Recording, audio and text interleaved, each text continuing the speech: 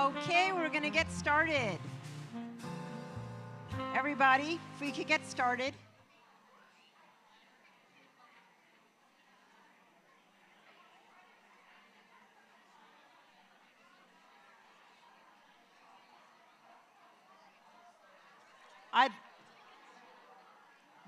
We'll let you know after. Yes, but there are.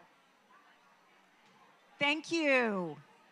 I'd like to welcome you all to our December meeting of the Naples Garden Club. I hope you've all had a great holiday and are ready for a big month. We have a wonderful start with Amy here, our floral coach. And we're super excited to have you here in the room. And also, we are live streaming on Facebook for our members that cannot be here.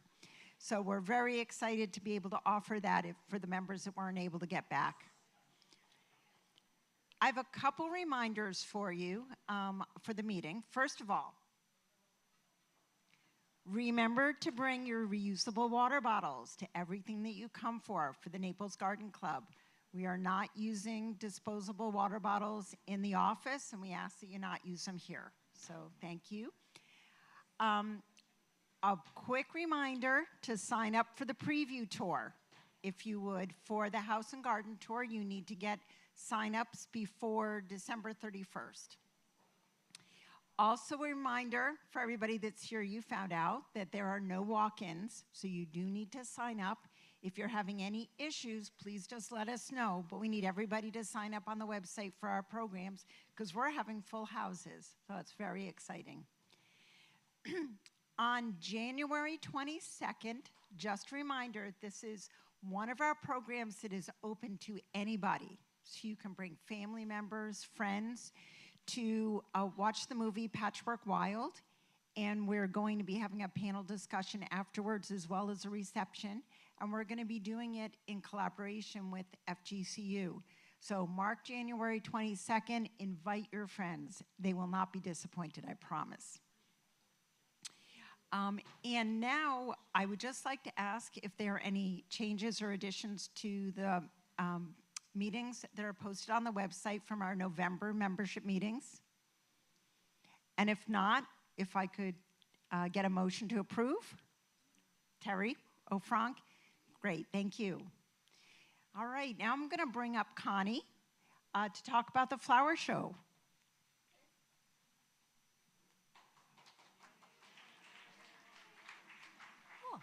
She's a little taller than I am. Everybody's taller than me. Okay.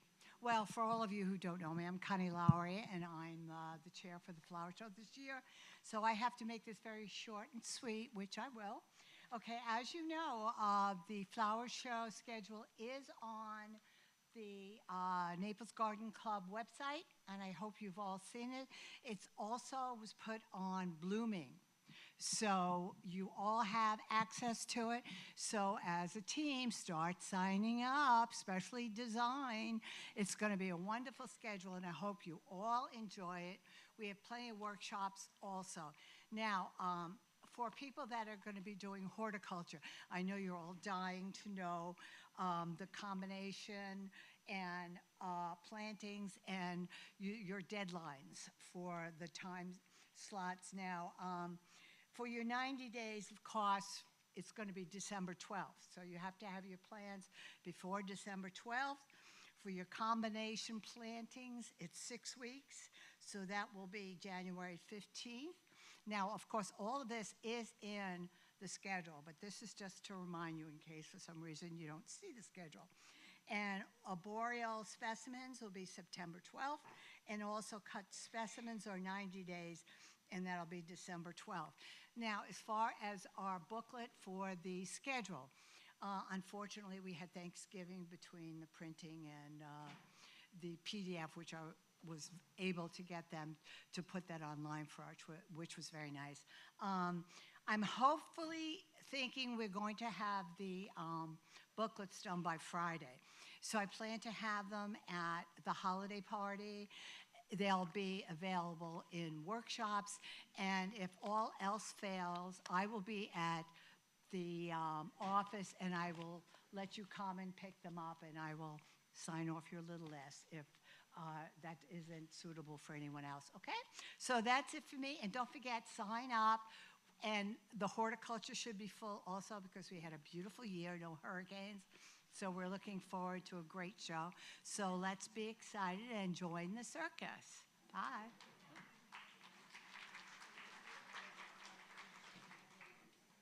For anybody who has not signed up yet, our holiday party is on December 10th at Windstar, and we have about 5 more spots left. We've had a wonderful turnout. And I want to remind you, if you're coming, bring your credit card because Kendra Scott is doing a pop-up boutique there, and all the proceeds, they will be donating a portion of the proceeds to the House and Garden Tour. So come and shop. And again, if you want to see, if you want to sign up online, or you can just touch base with Susan if you're interested in going. So thank you. Denise with the House and Garden Tour.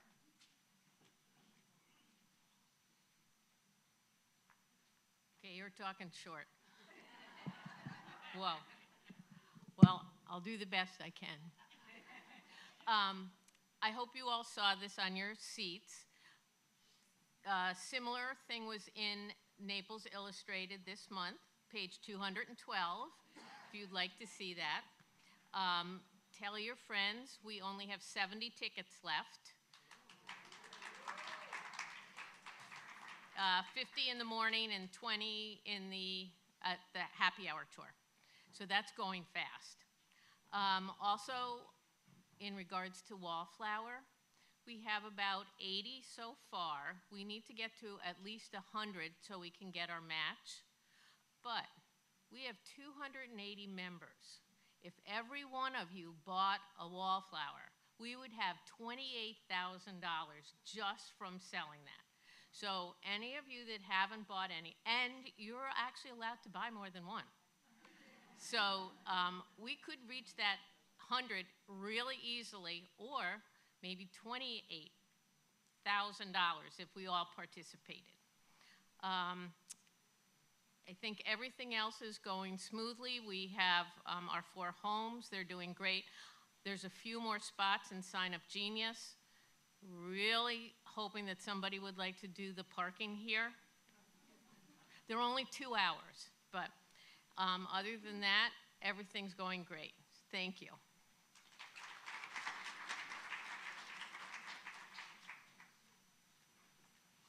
And then can we get Patty Taylor to come up for our environmental minute? Okay, so there are many ways that we can be more green at this time of year. We're doing a lot. We're shopping, we're giving gifts, we're decorating, we're cooking, we're wrapping, we're entertaining, and we're traveling. Busy time of year, lots of opportunities to be conscious of the environment and everything we do in those domains. 2 things I want to talk about, and then we are going to do a game because we are the Garden Club Games. Food. Food at this time of year is wasted. Over 50% of the food that's bought is thrown away. And so please take time, plan your menus, make grocery lists. If you're not going to use everything, donate it, give it away. But that's a huge, huge amount of waste. And the other thing is gift wrapping. Now, we're all garden clubbers, and we know gift bags are our best friends. And if we wrap with fabric or the funnies. But I want to talk about that mountain of gifts that's going to be under our family tree. First of all, you need to put your stake in the ground, whether it's Christmas or Hanukkah or whatever you celebrate, and say you're going to be the green queen. And you are going to set up a little recycle process as people unwrap gifts. So you set a little trash and a little recycle section. Things like ribbon and bows, you either need to reuse them, I'm a big one on that, or throw them away. They're not recyclable. Scotch tape. If it's a little bit on a piece of paper, it's fine. You can recycle that. But if somebody went overboard, take it off and throw it away. Throw away tissue paper. I didn't know that. They're short fibers and they cannot be recycled. Then the other thing I'm going to teach you is how to tell if wrapping paper is recyclable. Take a little bit of it and scrunch it. If it stays in a little ball, then it is recyclable. That means nothing's been added to it. It's truly paper. But if it opens up again, that means there's been, like a plastic film to make it shiny or metallic or whatever. That needs to be thrown away. So get your grandkids scrunching, and you'll teach them a little bit about our Earth, and they'll remember the year you were the Green Queen. Okay, now we're going to do our little game, and this is called the 72-second game.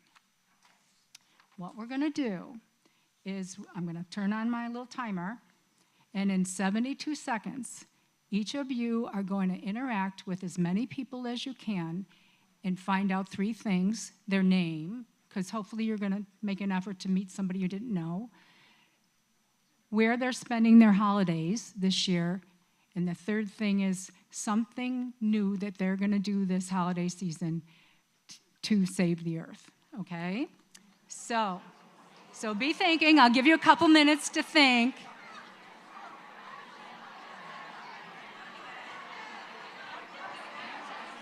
All right, and go.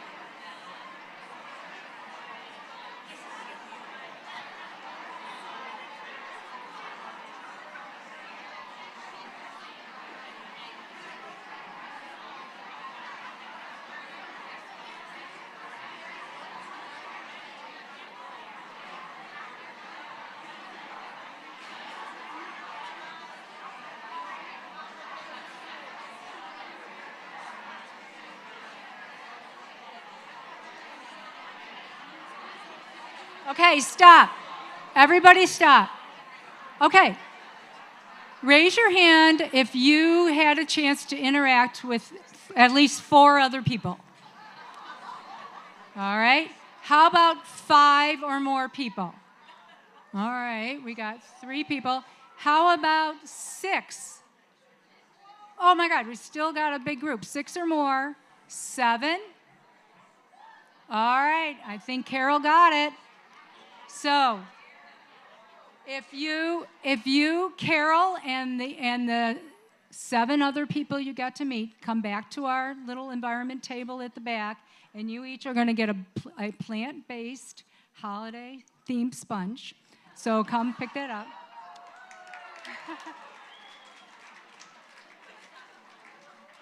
So, just to wrap up this part. Just share all your eco-friendly practices with your friends and family this season. Lead by example, and you'll inspire other people. Commercial, 2 new things you might want to see at our table. Number 1, we have a titanium cutting board. And this is the new thing, so come take a look at it. And then the other thing is we did get the Oasis, the renewal, the Black Oasis. It is for sale. We'll keep bringing it back every meeting till it's gone. They're 3 for $10, or maybe find a friend and you can each pitch in $5. But anyway, we have it here for you to try. Thanks.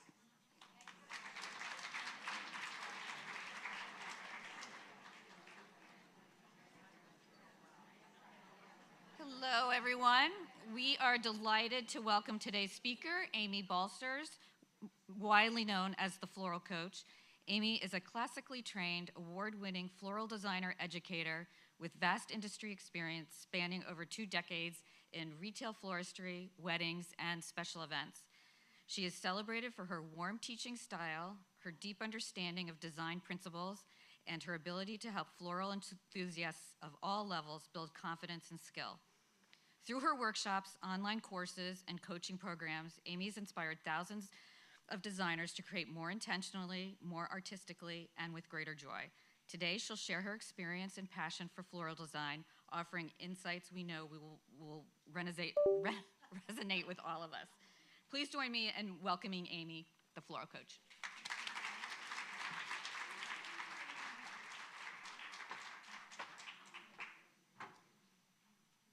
That was quite the intro, Nancy. You almost made me cry. Thank you.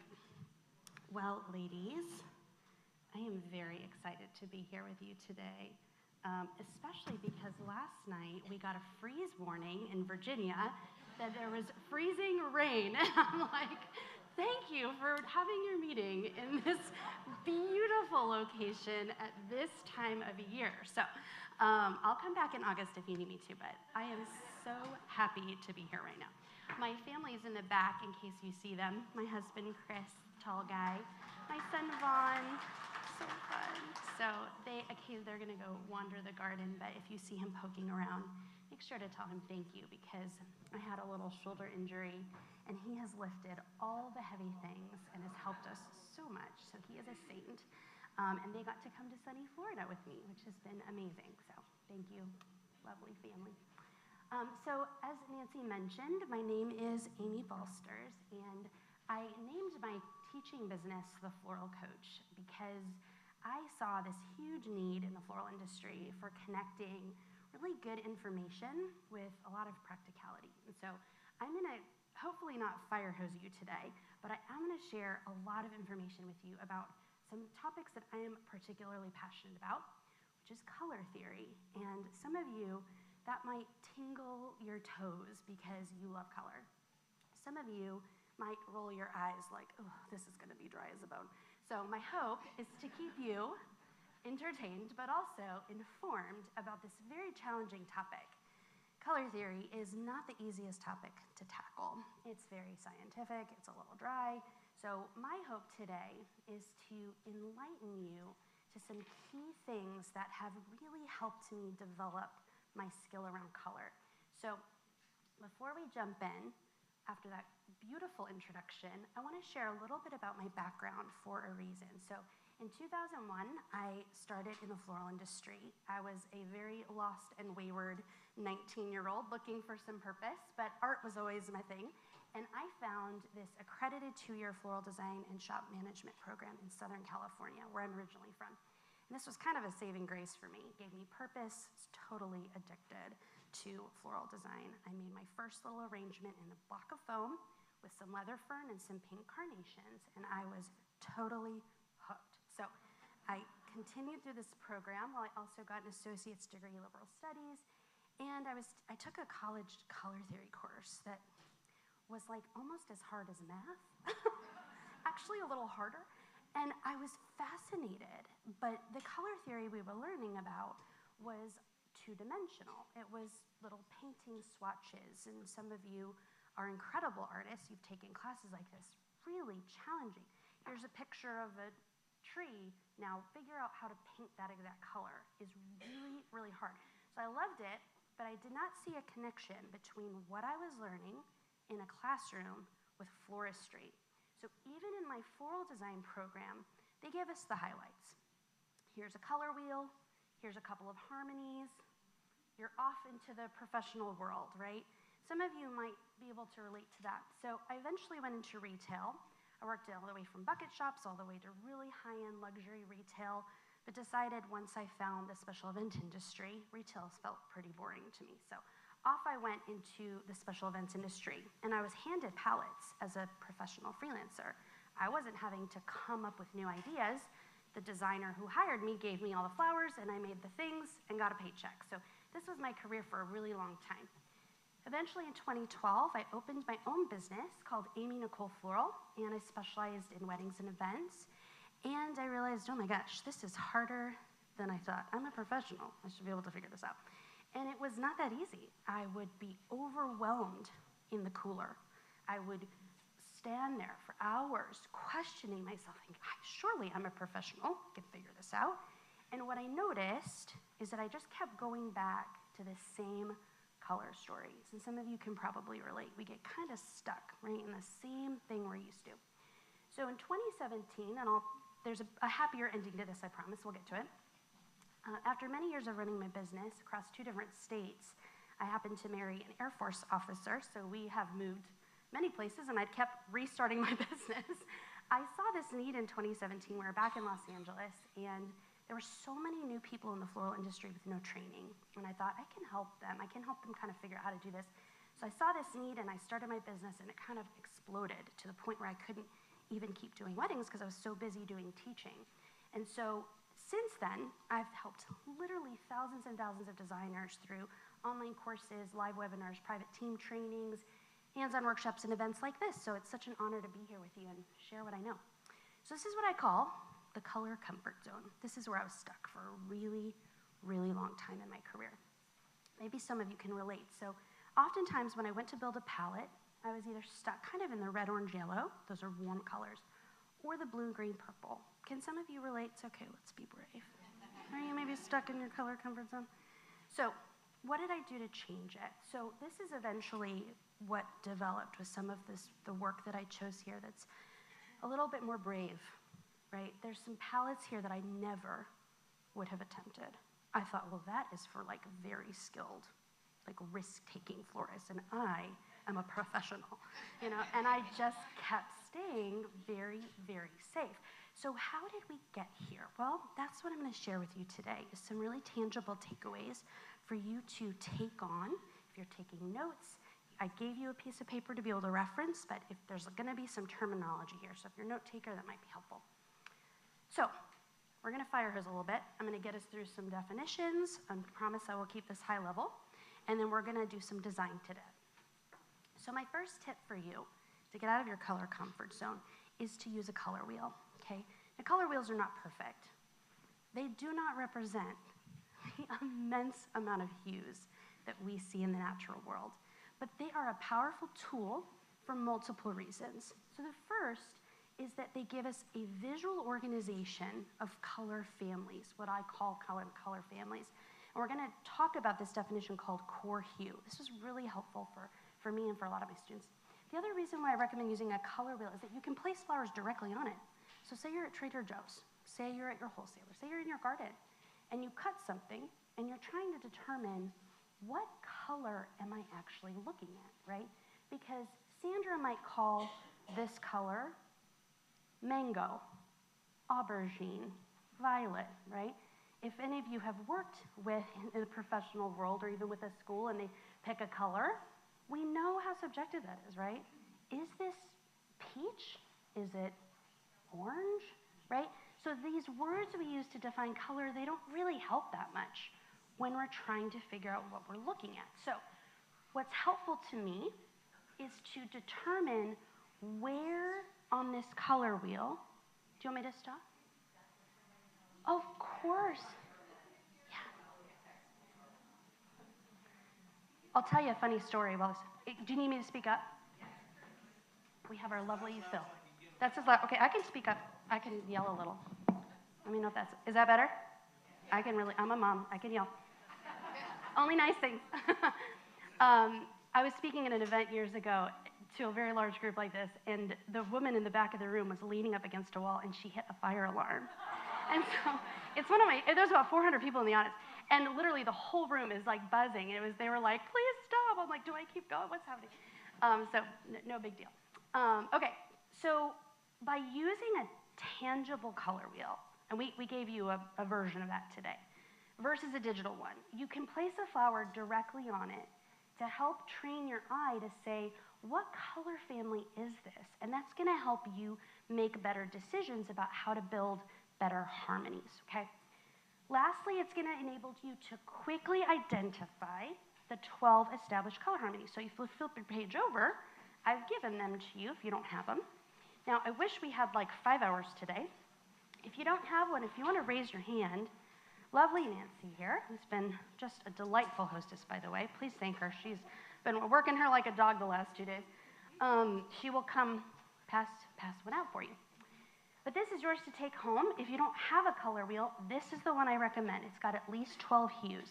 If you got one with less than that, I just don't think it's enough to really build more complex harmonies. You need a minimum of 12.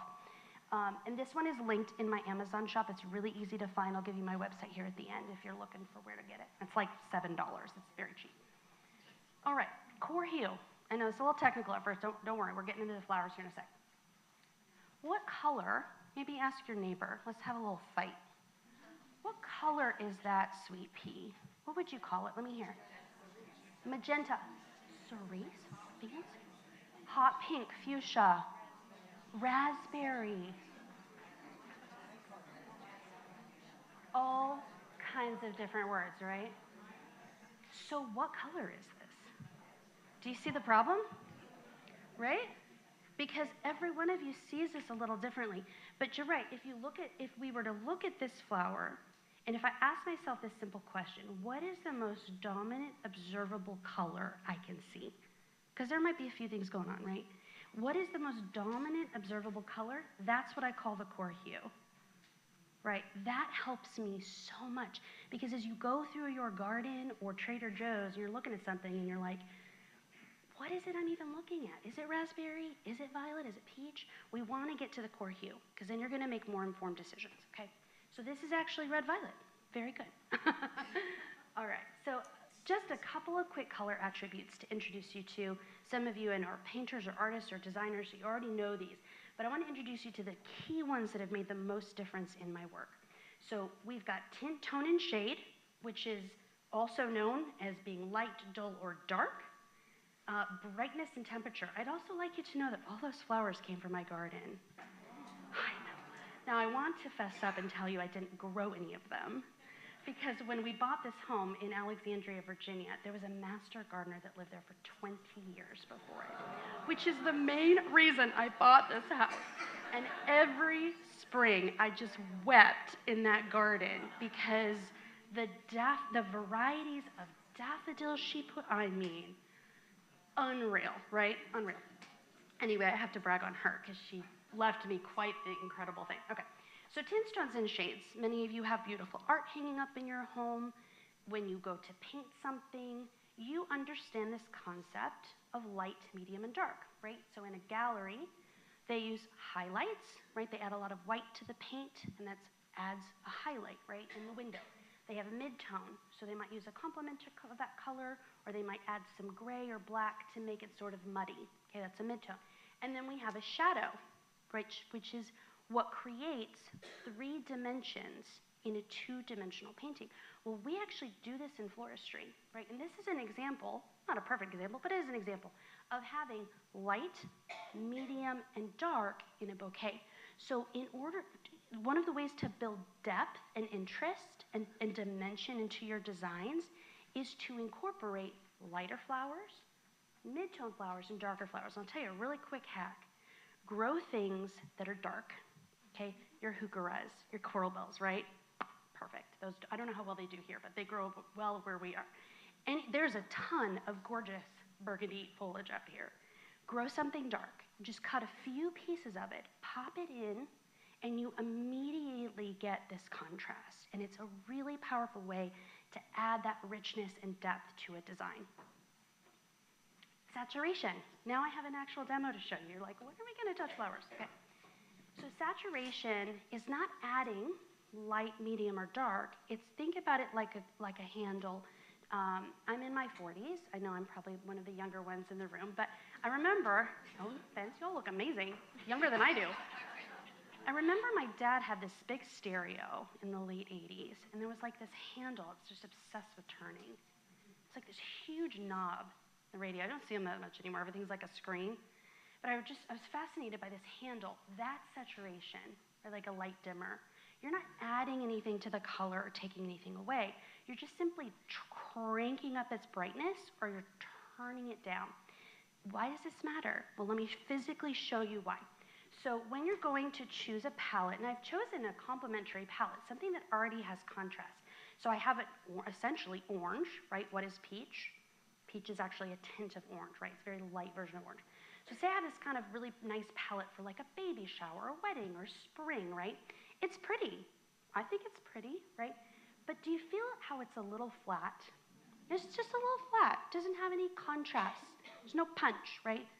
So what we can do is just crank up a little bit of the saturation of the whole palette by adding incremental bits of saturation.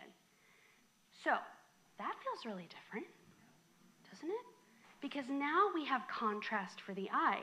We have something muted, we have something bright. So I didn't add more colors. Do we see that? I didn't add a pop of yellow, I didn't add white, I didn't add greenery. So I kept the original color story, but I cranked up saturation. So just doing this one thing is going to make your designs more intense and interesting. Cool?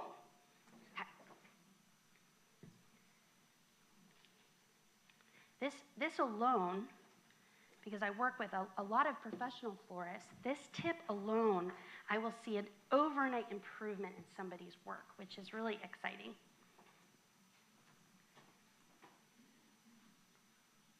Okay, temperature. This is one I really had to dig into when I started to study color theory more as it relates to floristry, because it's never, to be honest, I've been a florist now a lot of years, it's never something I even thought about. But I'll tell you why it matters. Some of you have children who've gotten married, you've gotten married yourself. So you have a client, they say, I want a white wedding. Well, what color is white? And some of you have wanted a beautiful white event, and you order all these white flowers, and they show up yellow, cream, eggshell, right? And that's not what you had in mind. You wanted a pure white, but that's different. That is a problem of temperature, okay? So on the left side, we have cool colors. We've determined that. Blues, purples, greens, right? On the right, we have warm colors. That's pretty easy. We can see this kind of like fire. This is kind of like water. That's how I remember. Now, every color also has a temperature, okay? This is where it got a little tricky for my brain. Like, wait, what a minute? So I want to give you some actual examples, and we're going to pass these out, Nancy, if you don't mind. We're going to start one in the room, if you're interested, just take a quick peek. And I want to hand them out as a bundle so that you can look at them directly next to each other. So I made you a little white bundle of just whatever white we had for the workshop tomorrow, and a cool warm white. And I want you to pay really close attention when they get passed around to notice the difference. This, if you look closely, has almost a light, almost like a bluish undertone. This has a yellowish undertone. So pay attention when you're buying your whites or any color. Ask yourself, is this a cool violet? Is this a warm violet? Because this can throw off a whole color palette. The rule of thumb is 80-20. So you want, if you're doing a monochromatic all white, you want 80% warm, 20% cool, or 20% warm, 80% cool. Okay, so we'll pass those around. And then I made us a violet one as well, because I think this is a really important one. Because what color is this? Right? Well, they're both technically in the violet family, but this is red violet, this is blue violet. Do we see the difference?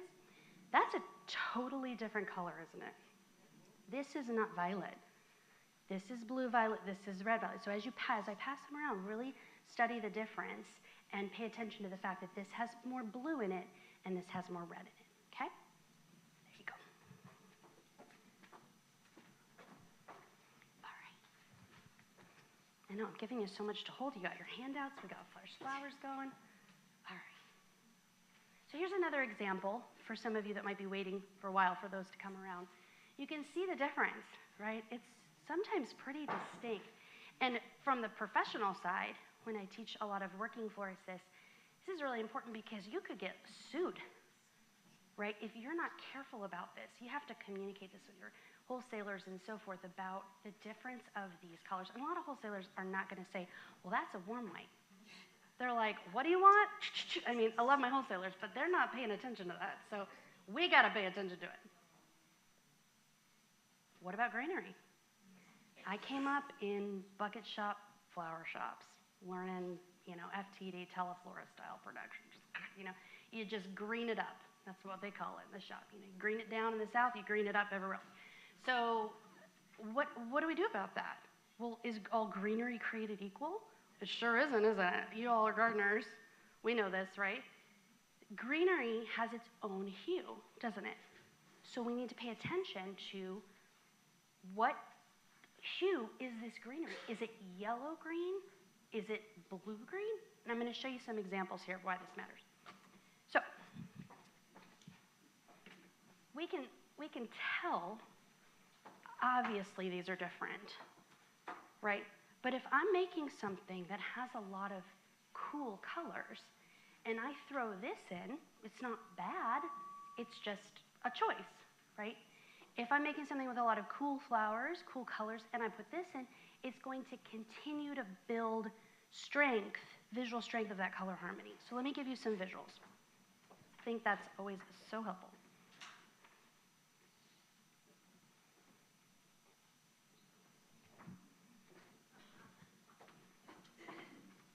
Do you mind coming and grab this for me? I forgot that I can't pick that up. Oh, are you sure? Oh, that's okay. Phil, you do your job. Chris will do his. Oh, right up here on the table. Thank you. Okay. So I had the great privilege and honor, thank you, Phil, multi-talented, of getting to cut this from your idea garden as I knock it over here.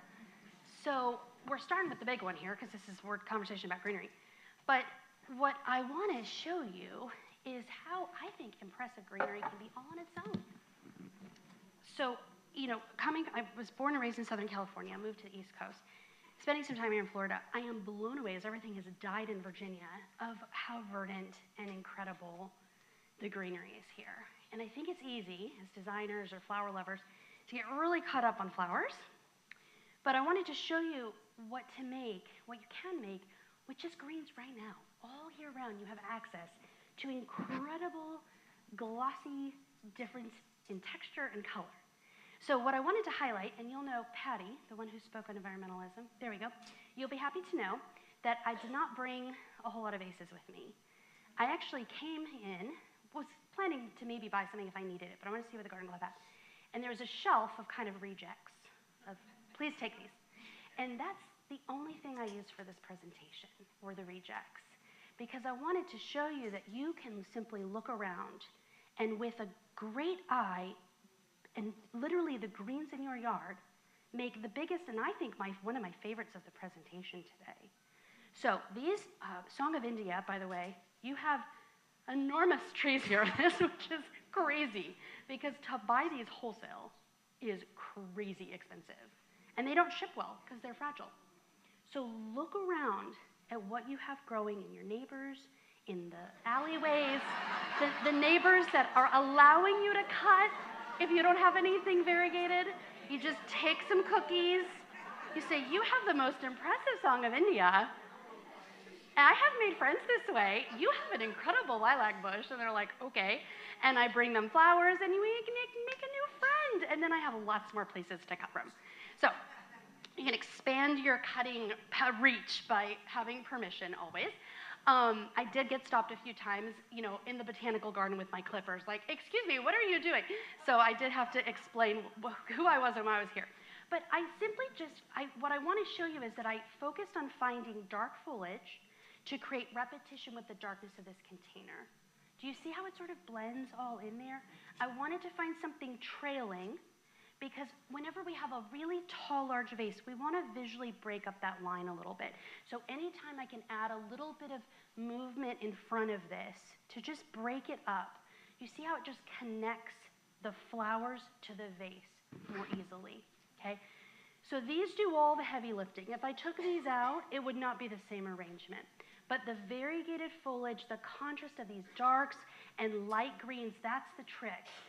I tried to find the brightest of the greens in the garden and adding height. I saw these as we were foraging on the way out. I love to design with a sort of high points on the outside. This is still very trendy and sort of the center open.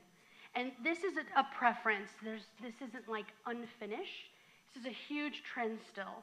It's very sort of Dutch masters with this kind of curve, if you will, an S curve. Still very, very popular. So this one is done. Would you like to set it to the side? This will be raffled. Do you want Chris to grab this? It's so heavy. Oh, okay, I'll be careful. That's a honker. Nancy's going to show off her muscles here. She's very strong. Okay, so what about greenery? You got it all. Play with it. Enjoy. Phil, could we get the presentation back up? Thanks. Okay. I should probably check my time. How am I doing? Ooh, I gotta hurry up. Okay, tips for palette building. So we're gonna whip through these here. We'll be here till midnight. So one of the things you can do is to start with an established color harmony. Look at this sheet. Pay attention to what the relationship is. I want to go opposite of the color wheel. I'm going to show you a real quick version of that. That's one of my favorites. Because again, for many years, I would have never even attempted this. And now it's a go-to. So when we think sometimes of a color harmony like a complement, right? We see like a grocery store version, right? Of like, oh, it's so bright. It's kind of like a college sports team. You know, it's like, oh. We would dread this a lot in the wedding industry where they're like, oh, my alma mater. You're like, oh, it's going to be so bad. You sure? You sure we can't add like a little something in there? Because it's like fiesta forever, right? It's so intense. So how do we make this interesting? That's my, I have reflexes, like I have a bad shoulder, but reflexes like a cat. I'm like, I'm good, I got this. Okay, so how do we make this interesting? Well, we soften it. We add gradation. So we add tints, tones, and shades, like we talked about. We add a butter yellow to bring it down. And none of these are outrageously expensive flowers. I mean, most of these can be bought, this can't be bought at Trader Joe's, probably, or this. But a lot of this is grocery store. Like, we don't have to spend just gobs of money on what I call caviar flowers. Your skill is what elevates something. Your ability to take something basic and add design knowledge is what elevates it. And that is, I think, a very compelling skill to know how to do. So I have this very simple, very modest filler. Status. I mean, who loves status? It's not my favorite. Right, but notice how it just shifts the whole energy of this palette. It softens it, right? It creates transition. Snapdragons. I mean, these aren't like winning awards, right? They're not like mind-blowing flowers. But do you see how we're starting to soften a little bit here? We're creating something a little bit more interesting. And then we can add a little caviar. You know, a little few fancy ranunculus. But we don't need all this caviar. I call this meat and potatoes arranging. We got our 80% meat and potatoes. We add a little bit of caviar. You know, a little bit. But you don't need like 4 cups of caviar. You feel weird and oversalted, you know. You need like a little bit, right? It's flavor, it's a punch. So that's the way that I think about designing, is using actual skill and knowledge to elevate rather than just rely on expensive flowers, which will save your pocketbook as well. So I want to show you an example too. Again, I found this on the reject counter and thought, well, let's make something interesting of this and bring back some life to it. So if you have a container sitting around in your home, maybe you're gifted something you think is quite ugly and you just don't have the heart to throw it away. Well, my challenge to you would be look around and make something interesting of it. So I found this vase and I thought, well, we have these beautiful chrysanthemums. This is a brand new variety. I believe this one's called Sapphire Ocean Blue. This is not dyed. This is a real blue carnation. We get a chance at the end, come up and take a look at this, because it's remarkable now that the floral industry has a dusty blue flower that's not a hydrangea. Like, you know, mind-blowing. They can be a little tricky to find. They're not that expensive. There's a few different varieties that they came out with. But, you know, this is very humble. This is spiral eucalyptus, you know, nothing groundbreaking here. And I foraged. I had to almost fight the iguana off that we saw eating these yesterday. I have a video if you want to see him. He was enormous. We squealed with delight, but then we saw him eating all the things. But we want to notice that even just a couple of interesting things. I don't know if you're familiar with Constance Spry. If you're in the garden club, you probably are. She's very famous florist. She was very well known for using vegetables and leaves, interesting leaves, kale. She really popularized that as a famous decorator. They didn't really call them florists as much. They called them decorators.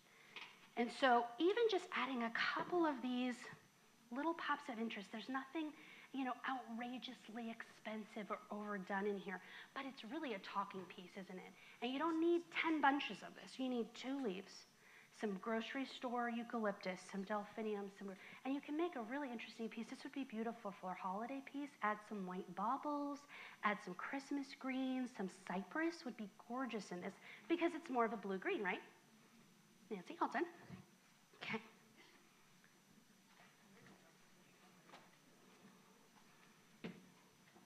So pay attention to your vase color. Your vase can really throw an arrangement. And so pay attention, create repetition.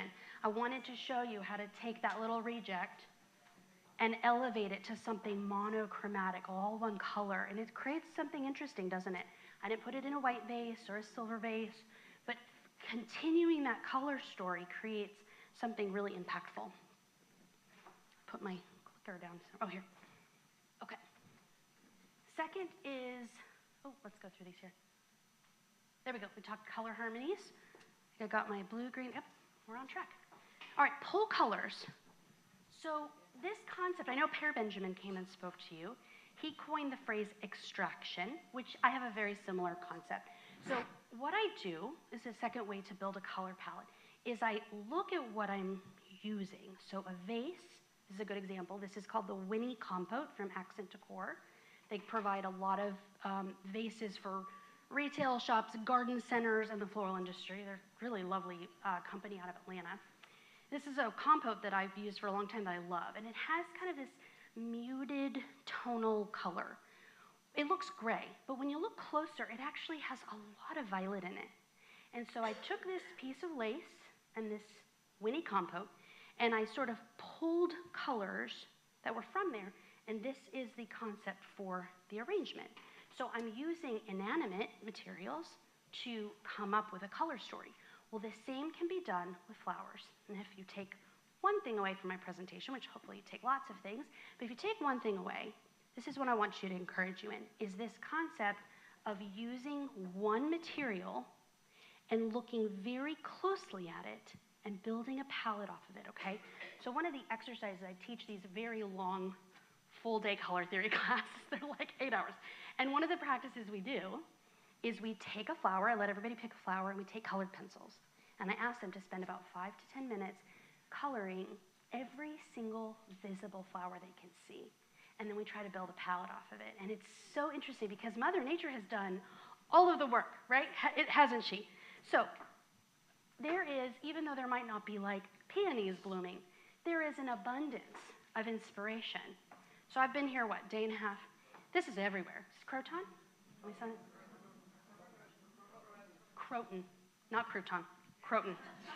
I figured I was in the right room to correct me on that. It's like, Croton feels weird. That doesn't feel quite right. This is a remarkable place to start for a color palette. If you look very closely, this alone will provide you everything you need to build a very interesting color story. And then multiply that, because every one of these is different. So I started with this leaf to show you an example. I think I can do this one. And I used a vase that I found in the garden club. And let's see if we can see the inspo. Wow, that's quite the response. Got to do this more often. Okay. So most of this, in fact, all the foliage is right from your property here, right from your idea garden, we were up in the, Chris was, good thing he was tall, he was clipping me things and I'm snipping things. It's all here. And so there's grocery store flowers in here. There's stock and a spray rose. I mean, this is not all caviar, right? we've got some meat and potatoes. We got forage greens that are probably in your yard or in your pots. And then we just kept building. I found these right out front. Raynell brought me these from her garden. These were right out front. They're coral. It was perfect. And these incredible, I think this is a Dracaena. It's like some type of tree. Dracaena? It's just like crazy. Oh my God. My little one at home, you know, was like, ugh. So real simple mechanics on this. I took a simple glass vase. This is half of one of those Holly Chapel plastic eggs. It can be reused over and over and over. And I didn't even tape anything down. I stuck it upside down like this, and I just rested it in the vessel. So literally, boom. It's like I could give this away as a bouquet. I could literally tie this off and hand it to somebody at the end of an event. And then they could turn around and reuse this. This also makes changing the water real easy. Because this morning I had Chris fill this up and I just popped it out for the presentation, wanted fresh water. So you're gonna keep this thing alive a really long time. Cool? If you're having trouble, take a tiny piece of waterproof tape, just on either side, bink, little tiny piece to anchor it. And then when you're done, you just pull the tape right off. You don't even have to get crazy with it. Just a little piece, anchor it, and you're good to go. Cool? All right. Thank you. I am definitely moving and grooving, but I've got at least 2 more things to show you, so we're hanging in there. Okay. That was so fun to make, by the way. What I didn't mention, which I should, is that this makes a fantastic foliage because the stem length is not very long. So what I recommend doing is give yourself a couple of, you know, and they've got these, if you're going just this color, whatever it is, stick it low and use it as a grid. It doesn't need to be really high up. It works as a foundational woody base. So then you can start threading all your flowers in and it holds together beautifully. There was so much space and ease. I mean, I could have just kept going and going. It was just like a joy to make. So not only does it work for color story, but it works as really an amazing mechanic. Okay. Last tip on color building, use bridge flowers to blend. This is another key tip. So we have a lot of contrast sometimes in what we're doing. We're like, ugh. Kind of looks like every paint color in the color box exploded, right? If you're trying to bridge 2 difficult things together, if you're kind of looking for something, even 1 or 2 of these types of flowers will help you bridge. So anything that's variegated, I'll give you an example of something that's growing right here, right now, that's a great bridge. Will you remind me what this is? No? Dusty Miller's gray.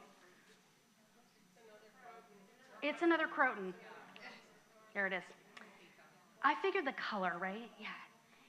This is a perfect example of a bridge because you have 2 colors contained inside, don't you?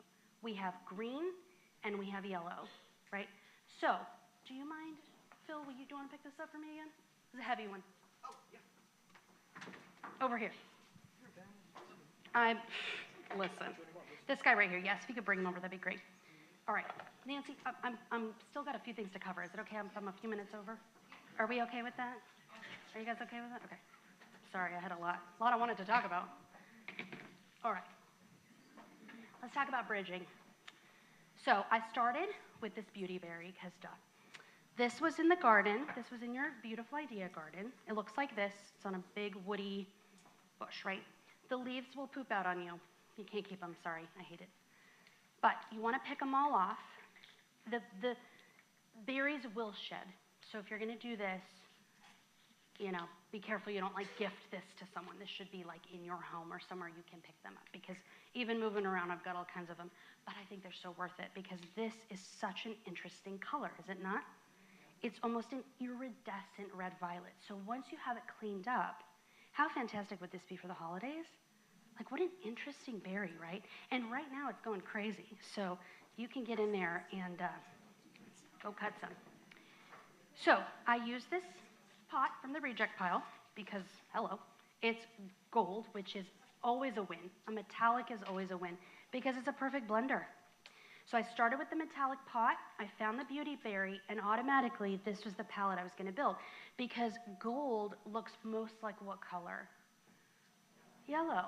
So I knew yellow and this red violet, or what's called a near complement, is going to be a really interesting palette, but I wanted to show you blending. Well, guess what? We have this beautiful greenery that I bought for the class tomorrow. Guess what colors are in it? Yellow and violet and red, right? So this is working as a blender, so it's not just green, violet, and yellow.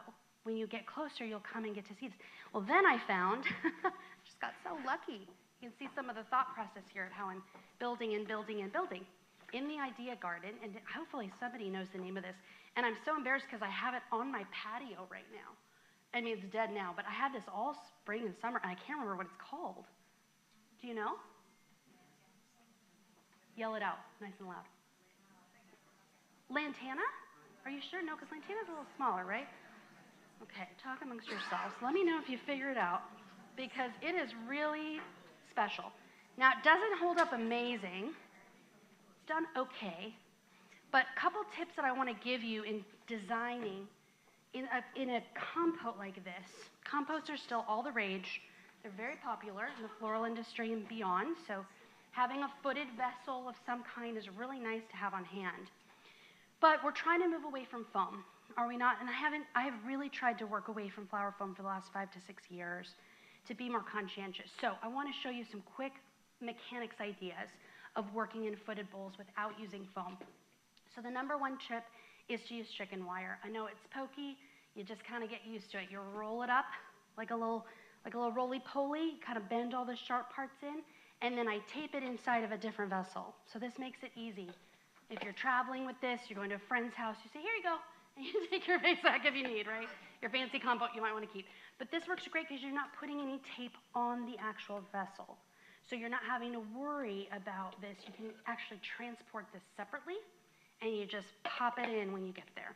Lots of chicken wire. You want a nice strong nest for lots of places to go. The number one problem I see is that people don't put enough in, or they don't anchor it tight enough to the vessel. You gotta really get it in there.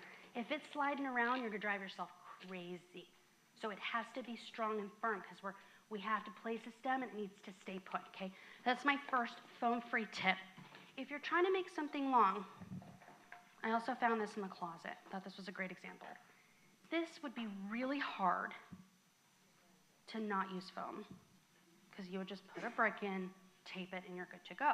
What if we don't want to use foam? We're trying to move away from foam. Well, you can do a long and low, okay?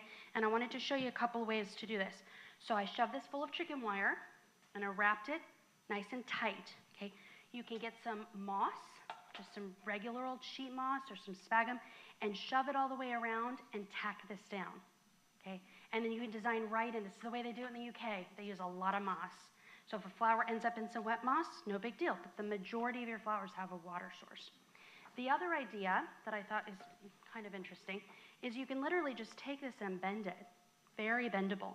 So I took these. If you don't want to use chicken wire, you don't have any, you can literally bend this, pop 2 of them in, and tape it in, you're good to go.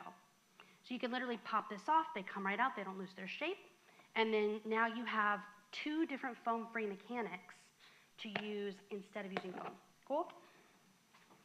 There's a lot of discussion about foam in the floral industry, and it is not the warmest and nicest conversation out there. Whew. So we're just all trying to do our best, but it is an intense situation in some communities about foam, and I'm hearing some laughter because some of you might have gotten entangled in a few of these conversations, and I just try to kind of work the perimeter of that conversation because guess what? I have a lot of friends who run very successful flower shops, and guess what? People pass away, and they have to make all of their casket sprays and all of their beautiful sprays for their loved ones in foam because they don't the flowers don't live if you put them in a curly willow armature. That's a lovely thought, but these funeral homes require that they bring them 2-3 days ahead, and they have to be in foam. And so I have some good friends that are working through this right now because they're getting destroyed on the internet when they're just trying to feed their families and celebrate their community's loved ones, right? What an important job they have. Quick design tip on this. I'm just gonna finish it real quick, so we can raffle it. What I wanna show you, what a really important tip here is about grouping and clustering. I say this a lot in my programs. I'm like, if you take one thing away, I'm so demanding, I want you to take so many things away. If you take one thing away, really cluster and group. Cluster your colors together. Cluster your golds. Cluster your berries. Cluster, cluster, cluster. This is the fastest way to get visual impact, okay? So if you have a pocket of, I call this like a little patch of red violet, well, guess what? These are red violet. So I'm gonna place this other red violet in my patch. See this? That's how we create impact. If I stuck a gold flower in the middle of that, do you see how my eye goes bing, bing, bing, bing, bing, bing, bing? But because I clustered gold, red, cluster of red violet, cluster of gold, cluster of red violet. I did a little blending here. But just by clustering at different heights, you create a lot of interest and depth. Cool? Nancy? I've got one more little guy here. Thank you, ma'am. Oh, I'm so sorry. I'm so glad you asked that. I had brought you a mechanic to show. Clearly, I have too much on my table over here. Thank you for asking that. So, another way to do this is to use a Kenzen or a flower frog. Now, these can be expensive, but they can be reused. So if this is your vase, I would recommend anchoring it with a U-glue strip, okay? This is a commercial grade glue. So you don't want to put this on a wall while you're decorating for a baby shower. May or may not be speaking from experience that you will rip the paint and surface right off that wall. So she has learned that it's strong enough, though, for a very large flower frog. So you take a large strip, you pull it off, you just kind of bend it back and forth, and I use a very heavy-duty towel or thick gloves. I have punctured badly by pressing and slipping. I was actually doing a wedding years ago in New Mexico, late at night, all these dried flowers. I was trying to make this really cool dried arrangement. I had so much work to do, and I'm pretty sure I either broke or fractured my thumb by punching a flower frog. Because I was in here like, I can do this, and like, oh, and I had to finish the whole wedding with a busted finger. So please treat these with respect. They are so sharp, but they are amazing to work in. So what you do is you glue it in. It's in there for good. So you can get a little special brush for these on Amazon. And it's in there for good. And then what I do is take a ball of chicken wire over the top. So then any woody stem you pop in there, she is not going anywhere. It's just in there. Well, this one I broke. That's not going anywhere, and it just went somewhere. But, you know, it is just amazing. It's like butter. Takes a little getting used to, but I mean, dream. So that combo of the Kenzen and the chicken wire floating on top, anchored on this thing, it takes a little getting used to, but it is really a magical combo. Your work has so much more movement and depth. You're not fussing over covering your oasis as much. It just has so much nice softness and rhythm to it. So thank you for reminding me to tell you how I put that together. Okay, in the home stretch, ladies, promise. Here we go. That's okay. I'm the one bouncing around. Blending white and green. Real quick comment. If you've got a lot of white and green you do, just find a bridge, find a blender. Find something variegated, and visually it blends it together. Okay. Pay attention to proportion. Last thought on the color theory. Something needs to win. This is all I want you to remember about this. Something visual needs to win, okay? If you try to split a color palette 50-50, your eye says, don't care, don't care, not looking. Asymmetry is what nature is. We don't go out in this garden and there's like 3 little blooms on this, and then 3 little blooms on this, and 3 little blooms on this, right? That's how I learned how to design. Because I went to floral design school, so everything was 3 blooms on this and equidistant spacing on everything, right? It's not bad, but if I want to mirror nature, which is my goal, nature's asymmetrical. So this is the golden ratio. I wish we had 10 hours to talk about this, but this is my quick recommendation. This is hopefully something you burrow deep into your brain. 10, 30, 60, okay? If you have a color palette, you're standing at Trader Joe's, you got all these colors. I want you to pick 10% of something, 30% of another, and 60% of another. This alone will radically change your work. Radically. This is actually the most important thing that I hope you take away today, is proportion. Yes? Is that just for flowers? Everything. Oh, we could talk for hours. Greenery too, because the greenery is a color, right?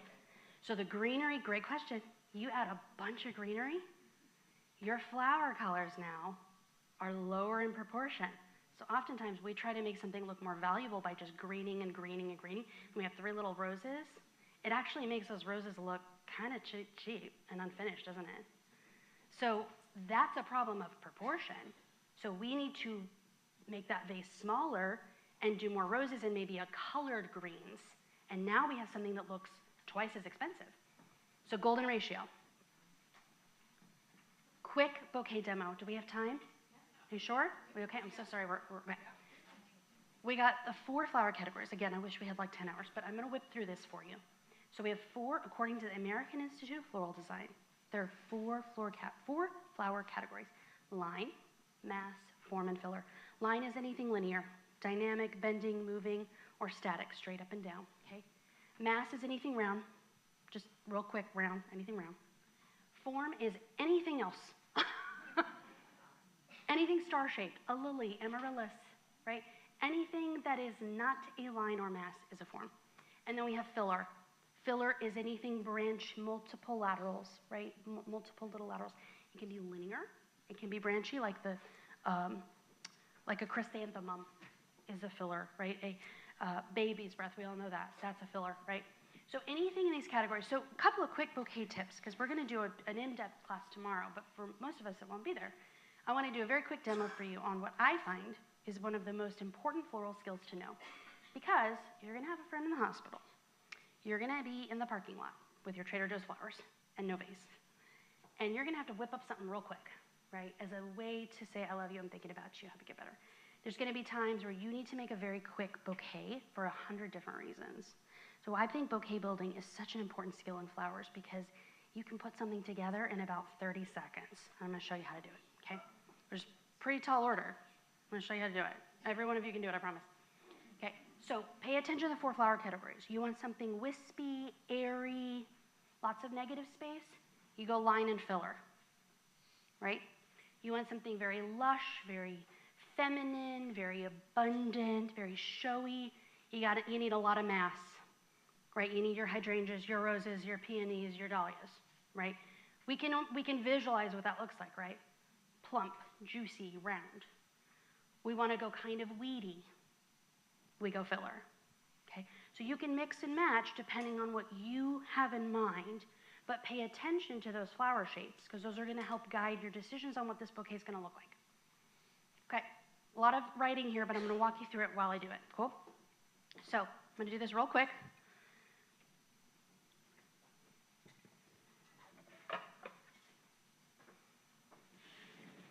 Quick mechanics. All you need in great bouquet making, truly, is actually a rubber band. I'm a firm believer in that. We keep a little handful. There's a specific size of rubber band, though, that I prefer in bouquet building. It's in the Amazon shop if you prefer it. It's about $6 for a bag of 500, so you're good for the rest of your life. So if you don't want to use the ones I like to on Amazon, literally just save the ones from the grocery store. But there is something about the thinness of these that doesn't like cut into the bouquet. So I do find the rubber band does actually kind of make a difference. The other thing to have on hand, chenille stem. I've been a florist almost 25 years. I don't want to do this like fine-tuned stuff. It hurts my hands and my arms. I'm already busted up from, hammering for 20 years on a ladder. This is the way to go. So you can simply wrap it around, do a quick bread tie, and this thing is going to not come undone in water. It's not going to leak green into the water. You can use white, but the green ones I just have on hand, this is what we're going to use tomorrow. Very easy to see. Pipe cleaner. Pipe cleaner. Chenille stem was the, sorry, that was my old floral speak coming out. We were like slapped on the hand if we called this a pipe cleaner in the floral class. So we had to call them a chenille stem. Like, that's a pipe cleaner. Which, if you don't know, if you have a lily, like an Asiatic lily or any type of lily that has pollen, like amaryllis, it's amaryllis season coming up. Yeah, you just bend this in half, old flower trick. Drag it across that petal, and that pollen is gone. You all knew that already. I can tell. You're like, lady, we're pros. Okay. I'm going to quickly separate my flowers. When you go to build a bouquet, I want you to separate and make piles in front of you by variety, okay? This is going to help you do a very quick inventory of what you have. And this is going to help you create groupings and clusters of like colors, okay? So we want to be tidy, clean, and organized about this process because it makes the process really fast. So the very first one, do you mind real quick going back to our steps? I'm sorry to make you go back and forth here, Phil.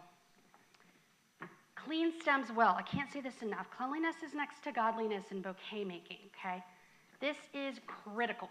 Clean, clean, clean, clean, clean stems. We want to be able to rub our hand down this without going, ouch, okay? All the leaves, all the foliage, all the nodules, we want gone, gone, gone. The reason why is that when you make a spiral, we don't want anything in that handle damaging the other flowers. Clean, clean, clean, clean, clean stems. Deal? Second, I'll whip through these here, and then Phil, you can go back. So use the spiral or the parallel technique. I'm going to demo the spiral for you. If you want to see the parallel, meet me up front afterward. I'll show it to you real quick. It's pretty easy. A-OK hand position. So I want all of you to take out your hand. I want you to give me the A-OK. Okay? This is your best friend in bouquet making. And actually, if you're right-handed, you're going to show me your left hand. So you're going to build in your non-dominant hand. Okay? This is your new best friend. I'm going to show it to you in a second. But this is the position of bouquet making, not this death grip. Okay? No, no. We're going to damage our flowers, and we're going to damage our hand. So we want to splay our fingers open, and we want to keep this soft. So I want you to take your finger, feel this little part, fleshy part of your finger. This should be soft. Many of you cook. You know, you can touch meat, right? We want medium. Rare to medium. Okay, no well done. No well done right here. So I know, after teaching a lot of people this, there's a lot of well done bouquets. Right, we're just like so tight. So we want soft, soft, soft, soft, soft. A-OK, hands stay soft. And the most important thing is that we secure it at the true binding point. I'm going to show that to you. So many of us bind above the binding point, right? And what happens to the bouquet? Collapses. We bind below the binding point, splays open. Okay? So I'm going to show you how important this is and show you how fast this can go. Okay? So I'm going to hold the flower, and I'm giving you the real quick and dirty. We'll do this a longer process tomorrow, ladies. Don't panic. You're like, what are we doing? Okay. I'm just going to lay the first flower over the top, head to the left, stem to the right. Head to the left, stem to the right. So in the beginning, I've got this number 4, just because so I can hold these in position. Head to the left, stem to the right. I'm going to do it real quick because I'm way over time. I'm doing 2 at a time. Look at that, fancy. And I'm creating this little patch of pink. You see this? A peach. Okay. Now I'm going to come over here and just start to put a little bit of red. Head to the left, stem to the right. I'm just literally laying it right over the top. Not in the center, not off to the side, not behind.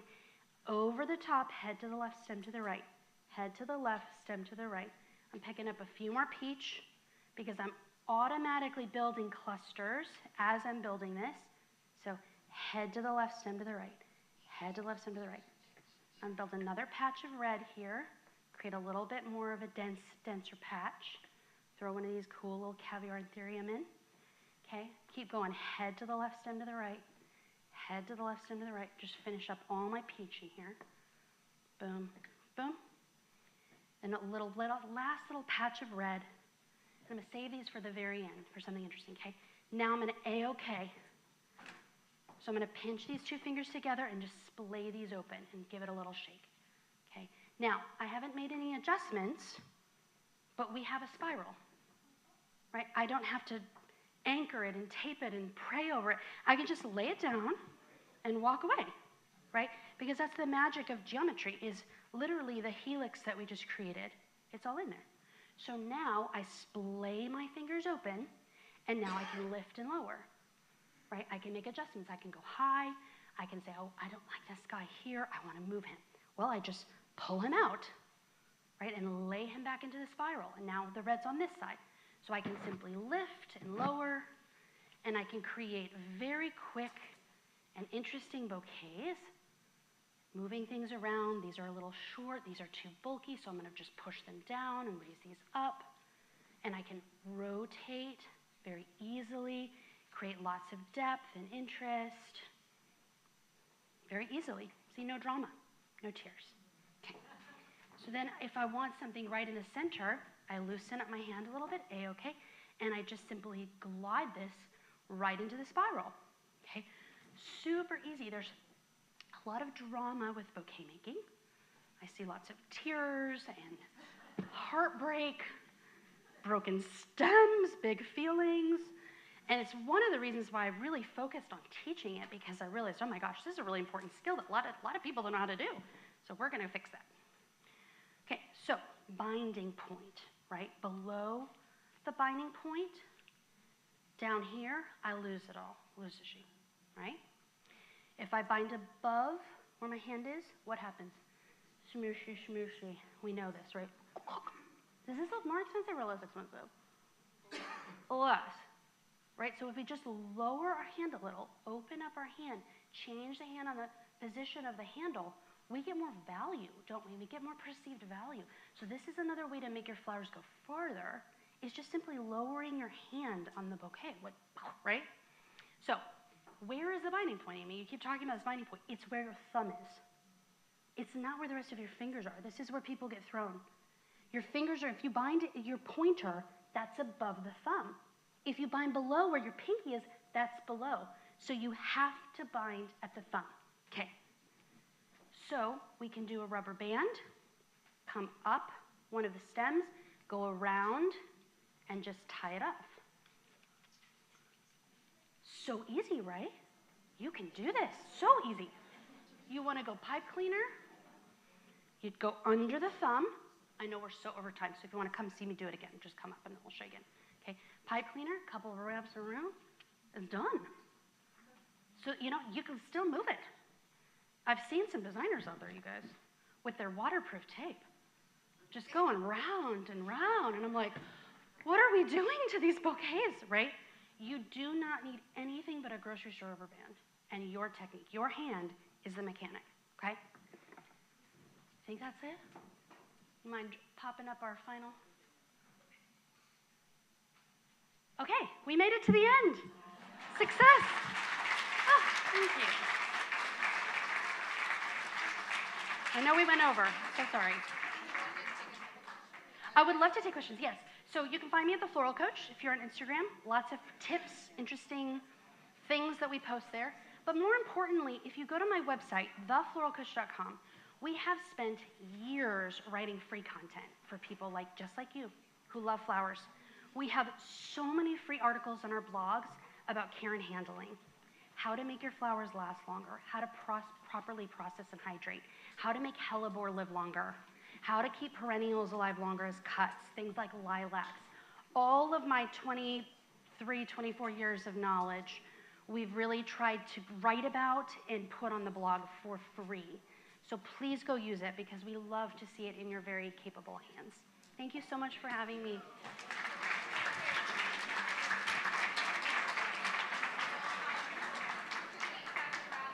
Yes, any questions in the raffle? Oh, yes, I'd be honored. So exciting. This is for the big one. This is the big one. We're starting with the big one. Okay, it's 233113. 233113. Any winners? Anyone? Oh, we got a winner. Yay. You got it, girl. Woo. Number 2. The next one is 233185. 233185. Winner, winner. Woo! Congrats. Yep. Two more. Okay, 233177. 233177.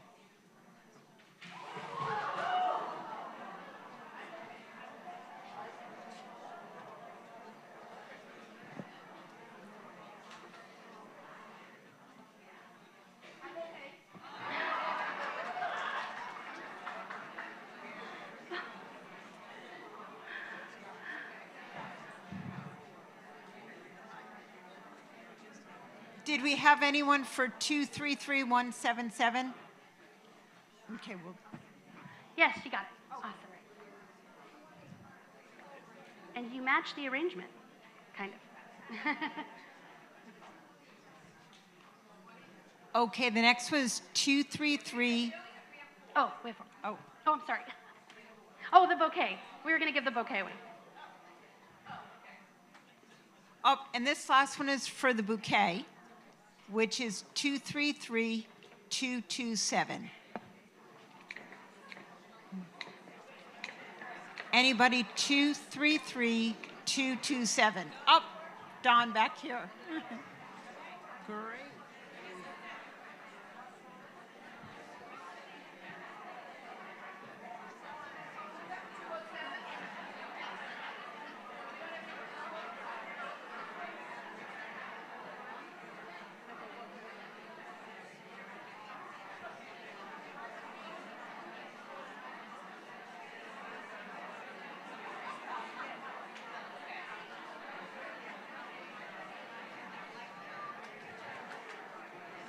Any questions? What's that? Oh, yes. I've been asked to make a quick parallel bouquet. So if you'd like to see this. Yes? Okay. Encore? Encore? Let's do this. All right. Let's go. So my ADD will not do well with the chatter. So do me a solid. Hold off. We're going to do a quick encore. And we're going to do one more picking. We have one more. 233080. 233080. All right, Sharon. And we're going to have one encore bouquet Quick encore. for anybody that wants to stay. If you want to stay, we're going to do a quick encore parallel bouquet. We cool with this? Okay, here we go. So, this is a very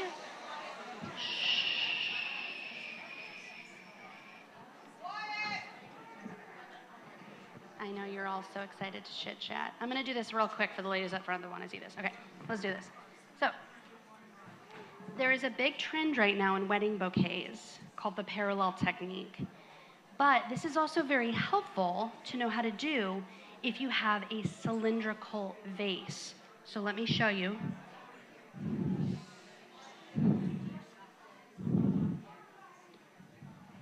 Okay, so if you have a big cylinder at home or some type of cylindrical bouquet, using a parallel technique is really helpful if you need to make something really quick. So this is the way to do it. What you're gonna do is you're gonna simply stack the flowers next to each other. I know that does not sound groundbreaking, but this is important because in a spiral, you're crossing everything over, and you don't want to mix those up. You don't want to cross in a spiral and then start adding flowers straight into it because you're going to break up your spiral, and it's not going to be effective. So that's why in the comment I said spiral or parallel. You don't want to cross those techniques, okay?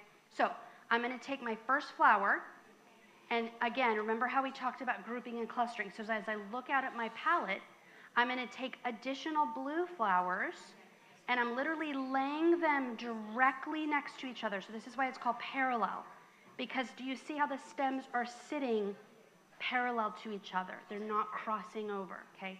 So I'm going to rotate this around and build some bulk on this side.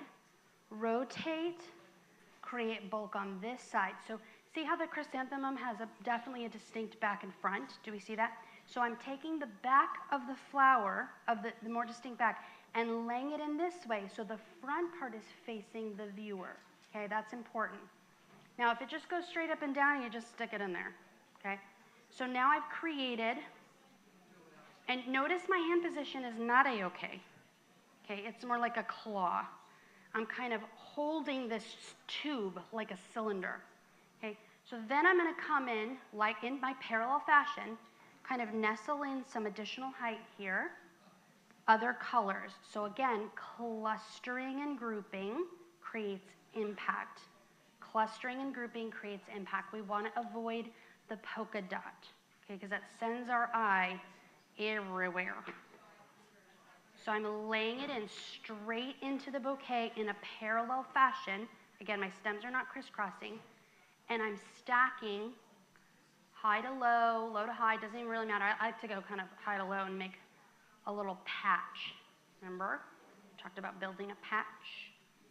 I have a flower friend who runs a retail shop, and we did some training together. And she says, all day, Amy, I just think about our little lesson together, because I'm like, now I'm building a yellow patch, and now I'm going to make a violet patch. And she just builds little patches all day long. My hand is so used to doing the spiral that I have to really think about this one a lot more, because I'm so accustomed to just bending into that 45-degree angle. But you can see that this creates sort of a column, doesn't it? It's kind of interesting.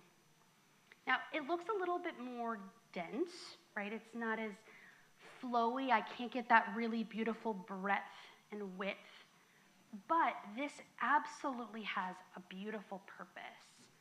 And it works brilliantly for vases just like this. So at the end, I'm just going to kind of straighten up my stem, see if there's any little wanderer that moved. Sometimes we have a rebel, and I got to get him back in place.